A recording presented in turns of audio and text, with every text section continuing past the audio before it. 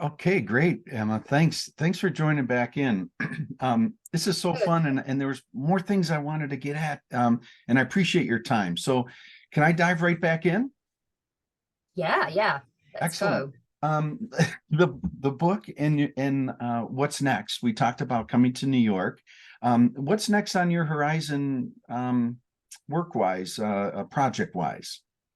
Well, I'm since doing the book, I have been made an ambassador of the British Sauna Society, which is the first time I've ever been made an ambassador and probably the last. And You probably know them, Wendy and Mika, don't you? Very But well. the pace that it's all kind of growing in the UK is really, really fast. And I think everybody's kind of trying. There's two doctors. They've pulled together a great team of people. You know, there's neuroscientists, two doctors, Wendy, Mika, a technical sauna builder, and there are a few ambassadors. And I think we're trying to see what happens next in the UK because it's Mm, very zeitgeisty and it's very fun and all of those things. But it's like what I would like to see, and actually what the doctors on the BSS would like to see, is sauna being used as a kind of by clinicians as um, a, a sort of treatment for people, and mhm. you know, a complementary therapy alongside conventional medicines, because you know we've got a big health crisis in this country, and if there and loneliness as everywhere is a huge problem, and the sauna helps combat both of those things. You know, it's good for you, and it's good for you physically and mentally, and it Mhm. gets you out of the house and it gets you talking to people. And so it's a kind of way to embed it in a more solid way into the fabric of our society, which is really difficult here. Yeah, yeah. It's a really difficult thing to do, but for, in terms of what I'd like from sauna Mhm, in the UK, that's what I would like to see mhm. happen. The kind of serious side where it's available to everyone and it's affordable. It's not like a people building private saunas in their gardens, which is great, but it's like my Lido one, you know, it's £3 to go there, and people, lots of people go there. Mhm. And when the pandemic came and the Lido had to shut, and so did the sauna, there were people crying outside saying, I don't know what I'm going to do. How am I going to Mm. get through this? And um, so that's the kind of serious side of where if we could start trying to see some changes in sauna being recommended as a by social prescribing as one of the categories. Um, and somehow, you know, thinking about compiling the UK, getting all the UK saunas, some publishing arm going, that's another thought, and doing more books, obviously, and carrying on doing my journalism, which I've always done and I'll always carry on doing. Mhm. Um, that's, you know, aside from that, I don't know, I'm open to anything. It's always, you know, like being a freelancer, you kind of used to taking the blows and the punches and the highs and Yes. the lows, and you just see what happens. Oh, So I know. It's wonderful. Yeah. Adjust your camera a little bit. There you go. I see you better ah, now. yeah, Yeah, okay, there sorry. you are. It's great to see you, Emma. Yeah, this is going. You're kind of blowing with the sauna winds in a sense here, and there's no better winds to blow with. I think with Mika and Wendy, just wonderful people with their heart and soul in the right place with this this this practice. And I find that the winds can be a little bit turbulent as something becomes extremely popular. Mm. There is like an undercurrent to the wind, at least in America, where it becomes monetization and it becomes prescriptive in a sense of like, you know, these are the protocols and you must do it this way, and athletic optimization and Ah, hacking and yes, stuff. yeah. And Mm. yeah, and then this gold rush, you know, like Mm. we have some of that as an undercurrent, but by and large there is this wonderful parallel to what you described in the UK, in America, where we have I can think of two or three health professionals who are advancing with with their own mobile sauna with Oh, really right. deep, beautiful intentions about bringing it forward into the healthcare Mm. community. So, there's a great book. Do you know Stephen Johnson, the writer? He wrote a book called Where Good Ideas Come From. Does that ring Oh, a I bell? know that I've heard of the book, but I haven't read it. Yeah, No. yeah, and it uses great examples about the parallelism of innovation and how we are all one species, and as humans, we get something in our mind and in Bristol, and it can happen in Boston, and Mhm. and in the day back in the day when things were being worked on, like electricity and the light bulb and stuff, these things were being developed independently but at the same time, Yeah. and it just became who gets the credit and who monetizes Yeah. things. So hopefully sauna is in this collaborative human spirit Mm. of togetherness and oneness and goodness, and I feel it, and I think it's great how we are finding like-minded people that really want to bring this practice, to help others, especially those less fortunate, or, as you referenced, suffering. Yeah, I mean, it's such a great thing. It's like once you've discovered it, like I think I said in the book, most people who are into sauna have had a sauna epiphany somewhere. Mm. Somewhere, somehow, something has happened. And it's a conversation that I found people would say, well, I first got into sauna in blah, blah, blah. They'd Mm-hmm. say, that was always a starting point for like you've entered a new world Yeah, and you're so glad you found a way into it. And so you just sort of want more people to know about that and to get into it and to enjoy it, that's right. because why not, um, and I wanted to ask, is the Wim Hof thing big in the Wim Hof, the swimming thing, big in the Yeah. States? Yeah, he had his Yeah. big So big that's, wave. Yeah, big wave in yeah, 2016 or so, and he's kind of chilled out a little bit, but he had a big right. wave in about that time, and rolled around through all the different podcasts and influencers and Wall Street Journal, New York Times, and the pioneer of cold water bathing, and Yeah. nothing is. It's just like energy. It's neither created nor destroyed. It's just like cold plunge. I mean, he didn't create it, but he sure um, a package. I wouldn't say package. He was like the guru of this space, Yeah. and so Yeah. many have advanced his breath work and cold water practice, and are standing on his shoulders. Yeah, yeah, just a huge influence here in America. And the same, I mean, people are saying what we need is a sauna world Wim Hof, people have said.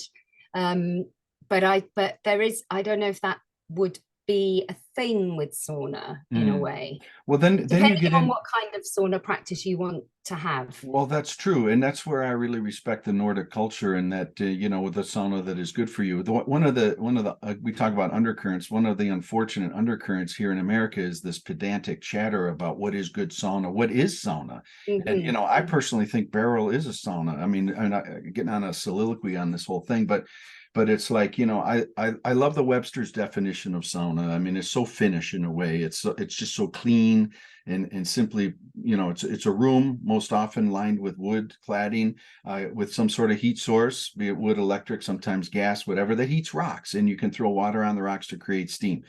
Period. Yeah, You know, basta. yeah, yeah. I mean, isn't that enough? I mean, can't we just be Yeah, peaceful with that? it And can be in a car or a plane or a yeah, and it truck. opens the universe to different possibilities. And another thing, you mentioned about the influences in Great Britain, and speaking about the Lithuanians specifically, and Mm, mm. have you met Remus and I Barute? have, and Berute, I had a ritual with Berute, which I wrote about in the book, where she takes you through the four seasons, and it was an incredible Mm. experience. Her Yeah. connection with nature is Mm, remarkable in the plants, and bringing nature into the hot room as well as into the practice of yes. Yeah, and the Pirtis. she's been very influential in training sauna masters here in the UK, Yes, she has. running lots of courses for, maybe like in the States, the influences come from lots of different cultures here. It's not just Finnish sauna by any means. In fact, the Lithuanians and the Estonians, there are big communities from those countries in the UK. And some of those traditions and like the igloo saunas, in the Estonian igloo saunas are very popular here. Mhm. And Banya is huge. I mean, I Yeah. wanted to say one more thing about climate. You know, Remus, he's got this great sentiment toward different climates in the hot room, right? Like, and there is no absolute, like you know, 200, you know, 100 Celsius and dry, or you know, the whole Lithuanian style is maybe you know, I want to say about 70 Celsius or 140, 145 Fahrenheit and very wet, you know, and so there again, in the spirit of no absolute, there is an ability to create different climates in the hot room for different purposes and stuff. So it gets very, unfortunately, to the good, it's whatever feels good. But then you get this prescriptive nature thing that's happening about all the, and even in the mechanics of that. Oh, that's not a sauna stove, and your benches are too low, and it almost makes me want to get away from social media, because it's really it's an unfortunate undercurrent to something so beautiful. So yeah. Well, we had a joke about the benches being too low, because you know, that would not even be a criticism of a sauna that would cross my mind. Like, yeah.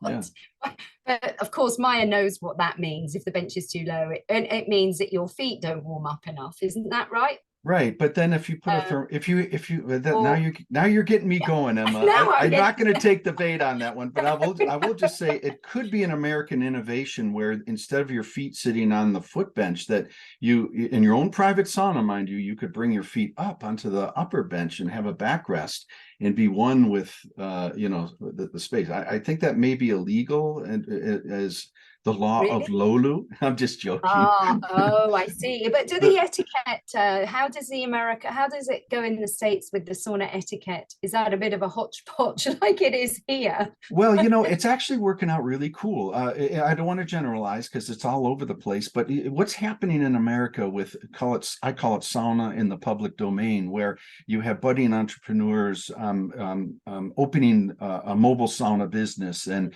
bringing it to their village and community and town, and you know, you go online, you reserve your hour and a half, and you know, this is happening like craft brewing hit in America, or yoga, I think, is even a better example, where it's just kind of popping up like crazy. And but I think that the early adopters into this, both the saunapreneur as well as the people signing up for sauna, are like, this is what we're getting here, is like, it's like really cool people, very respectful, kind, collaborative.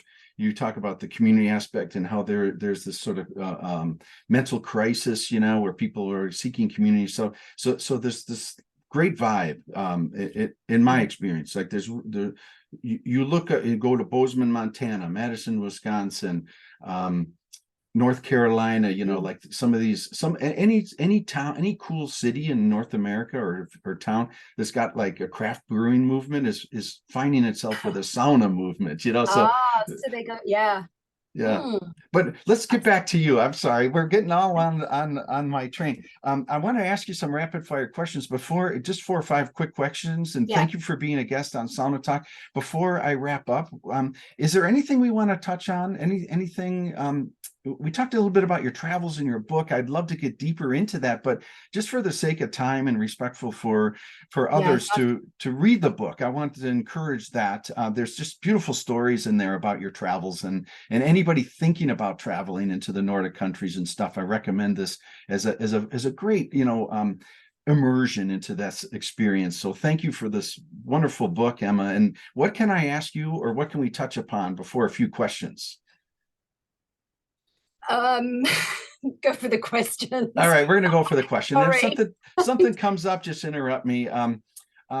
You traveled and saw many saunas, and if you could have a mobile sauna and have it helicoptered into anywhere in the world, like where would you like to sauna, maybe as a place? What's the first spot that comes to mind? So I thought about this, and I know the answer would be an alpine lake somewhere in the Alps, quite near my house, up way up high in because the alpine water, the clear crystal cold, beautiful water that you can't find anywhere else. And given that I can helicopter this sauna in anywhere, I put it on the most incredible rock So it was like a sculptural, a work of Yes. art, you know, and Beautiful. that would Beautiful. be the place for And sure. and would the hot room have a big glass window, or would it be more restrained and subtle, like with a smaller transom window? What do you envision that way? That probably with a big glass window, but then I've heard that that's not necessarily such a good sauna, but I don't know. I think yeah, I'd go back to my wallpaper roots here, I think, with something very beautifully Yeah, designed on a lovely. beautiful location with a perfect lake to jump Beautiful. in. That would So so say you hopped in this helicopter and it rose up and picked up the sauna, and as who would you want in this helicopter so that when ah it landed with the sauna and it was fired up and stuff, you and one other person, who's the first person that comes to mind, dead, alive? Um, who would you love to oh well, sauna with? I was going to make a really smart answer here about sauna diplomacy. And I was going to say that I would be the sauna elf behind the stove, watching some of those Russian leaders, naming no names, in with some of those Baltic and other country leaders, because they used to do negotiations in the sauna. And actually, when I was doing the book, I met one of the banshiks who had worked in Moscow in the Kremlin. Mm. And obviously, there were no stories coming out there. And unfortunately, he didn't speak English either. So we were with a translator. But that sauna diplomacy, there was never would never be a better time for sauna diplomacy than now. But I know that's a bit of a cheat of an answer, really, isn't it? Well, Probably. it's um Emma, I would have to say that's beyond cheating. I think that's very British diplomacy at work. And so I appreciate that Hey, thought. And I think that would be a beautiful intention. And I'm wondering if globally we could put a challenge out there. I mean, wouldn't that be insane? But to have the man we will not mention and someone else of great importance to, I know that man we will not mention is very much into sauna and very much so. Yeah. right on. And I think it's a beautiful intention. It's probably one of the better answers to that question. I would, so good on you. Oh well, okay then. That was a beautiful one. You're the sauna elf for British diplomacy. I think that's a new title Oh, for thank you. you very much. I will wear that title And with let's share it pride. with me. Let's share that title with Mika and Wendy because they know how to make sauna things happen. They do. And so it's a shame you're not going to be able to come to the launch in London on the 19th of September. That's in a couple You of know, weeks. you Brits, I tell you, I know several Brits through sauna, and you guys have this like very clever way of like it's almost like that big hook on stage. Like let's get that guy. So very good and very good thought. I'd love to get over there. So Well, good you're intention. very welcome. Do you ever come? Oh, you do come, yeah, because you Yeah, studied yeah, here. yeah, Yeah. absolutely. I love your country on so many levels. And now that there's sauna action happening, it's like good Yeah. upon good. So yeah, good. Well, yeah. Thank you for that invite, Emma, and we'll make it happen. Two more quick questions. Good. Okay. Are you good? Yeah, Okay. Thanks for I'm good. I've being, got to go because I've got to go in like 5 minutes. I've got yeah, to right on. go. That's a perfect time for me Yeah. as well. Yeah. So what the second last question is it's a sauna day for you. Let's just say not the sauna that you are going to go to with the electric and stuff, but let's just say there's a really kick-ass sauna that you've been invited to and you know it's happening and you wake up in the morning and you plan for this sauna and you go and you experience what we know with like 3-4 multiple rounds and this cold lake plunge and then post sauna you have something to eat and then you tuck yourself into bed at night and stuff. That full spectrum of a sauna day, if you had to distill in, is there a moment, like tell us a moment during that whole business that really speaks to you?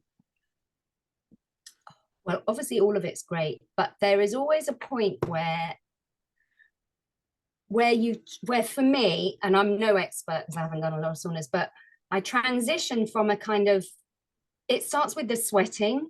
So I'll have the first round and then suddenly in the second round, it's like my whole body just opens. And that also affects my mind as well. And that's the point at which I start letting go. And then a few rounds of Lolu, that really, for me, the best bit is switching off the brain from what's been going on before. And once you've done that and even doing that is great, but all the rest that you're talking about, the plunges, the rest, the curling up in bed, all of that's great, but the actual moment of transition is always it's quite it's a relief, it's it's exciting, and I think that's the thing that's quite special about a sauna, I think. Thank you. But I need to do more. No, beautiful. Well said. You've traveled a lot. You've really immersed yourself into real sauna, like this intense sauna, a cultural sauna. If you were back to this hypothetical of in the pub or on the tube, what do you think is most misunderstood about sauna that you would like others to know based on all this research and work that you've done for this book? Oh gosh, so many things. Like I said, it's seen as this like claustrophobic, dark, crappy spot in the back of a gym for most people. You know, the number of people who say, oh, I don't like it, it makes me feel claustrophobic. So many. And I think, like in Japan, I believe it was when they were able to pour water on the rocks that it transitioned it into a different experience. And if we could do that, then I think it would be so much, people would be able to access it much more easily. But that's, it's always really hard to say when people ask me that, because it's a long thing to describe. Like a proper sauna, because we're so far away from what that is.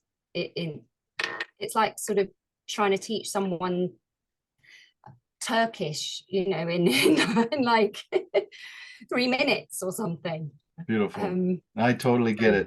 But again, yeah, a very British, full of British diplomacy, that answer. Very, very well said. I would say maybe it would be like if a culture was thinking that pizza was what you get pushing your cart down the frozen aisle at Tesco, and then experiencing wood-fired pizza with fresh ingredients for the first time. It does sort of change the impression of what the product is, wouldn't you say? Yes, for sure. And that's a very good analogy, the frozen pizza in the aisle of Tesco. That's our third collaborative article we'll work on together, Emma. Brilliant. We've got loads of work to be doing then going forward. And I have to get to England to help make it happen. That's totally on me. Do. And I'm coming to the States, and I'm going to come and do a massive road trip to all the cool places. Right on. I mean, there must be a bit of a sauna thing in New York, is there? Like a hipster scene? Yeah, there's a couple that I know of. And one, you talk about Estonian versus Finland. There's an Estonian sauna that is built out of a retired emergency vehicle. It's the Red Hot Sauna or something like that. I'll try to put you in touch with them. Couple people I know. Cool. Right on. Cool. Yeah. Brilliant. Well, thank you so much, Emma O'Kelly. And I can't thank you enough to be on Sauna Talk in advance of your book coming out. We'll put links in the show notes to where to get the book, and thank you very much. Her public speaking and visits coming up. So thanks wishing you very much. Wishing you good sauna, Emma. Thanks again. And you. Thank you. Bye. Cheers. Bye-bye. Bye.